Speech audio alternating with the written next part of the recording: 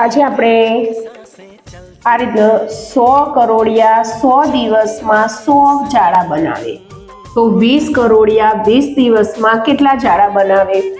તો આવી રીતે હોય તો અહીંયા પહેલા લખી દેવાનું, આ બાજુ કરોડિયા, અહીંયા દિવસ અને અહીંયા જાડા. ચાલો અહીંયા 100 કરોડિયા 100 દિવસમાં અને કેટલા જાડા બનાવે? તો 100. જેની નીચે સંખ્યા આપેલી હોય એ રીતે સંખ્યા લખવાની. અહીંયા 20 દિવસ આપણને આપેલા છે અને અહીંયા જાડા શોધવાના છે.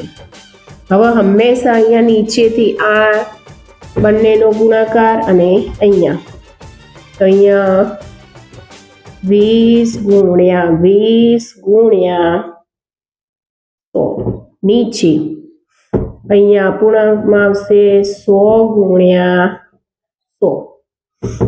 ચલો અહીંયા 1 2 0 ઉડી ગયા, અહીંયા એ 2 0, ચલો 2 2 4 તો આવશે 4 જાડા.